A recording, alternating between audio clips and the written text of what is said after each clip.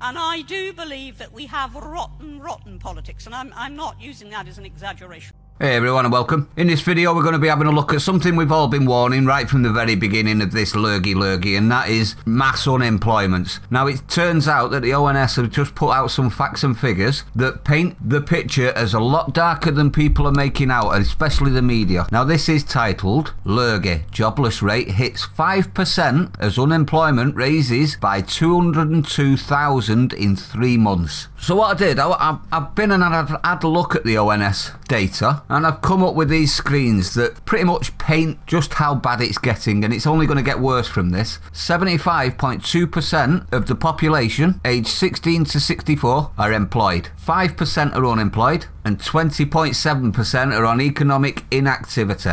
So economic activity seems to be students. Now the head of the ONS Economic Statistics Service is Sam Beckett, and he said the latest monthly tax figures show that there were over 800,000 fewer employees on payroll in December than last February. More detailed data published for the first time show that parts of London have seen the steepest percentage falls, followed by northeastern Scotland. In the 3 months to November, on our survey data, the employment rate fell sharply again, while the unemployment rate rose to hit 5% for the first time in over 4 years. The number of people saying they had been made redundant in the previous 3 months remains at a record high. Meanwhile, vacancies, which were rising in the summer and early autumn, have been falling in the last couple of months. There were 28.2 million employees on payroll in December. This was 828,000 fewer than in February 2020, before the pandemic started to affect the UK labour market. And there you go, that's the graph that proves it. Now, we've got this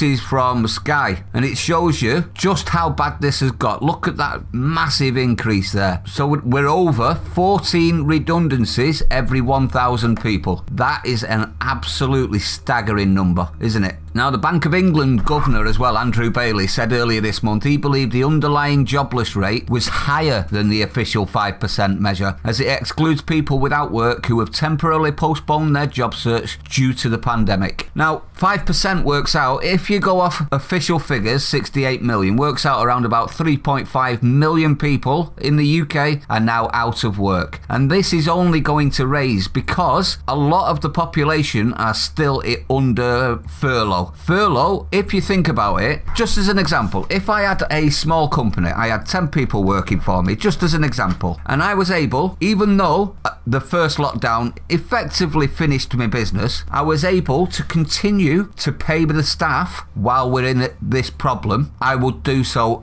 if I possibly could. So I would actually run furlough even if I knew as soon as it stops the company's done, because it gives your staff a lifeline, doesn't it? If that is happening a lot, which I suspect it probably is, as soon as the furlough is lifted, that's all gone. So this is going to take a massive jump in my opinion. But I'd like to know your opinion on this one. It does look like we're heading for very dark times, doesn't it, if the employment numbers are down so drastically in such a short period of time. I mean, look at that graph. It's only going up, that, isn't it? If you're new to the channel, don't forget to hit the like, comment, subscribe, hit the bell icon, share it out, everyone. We have been warning them of this, have we not?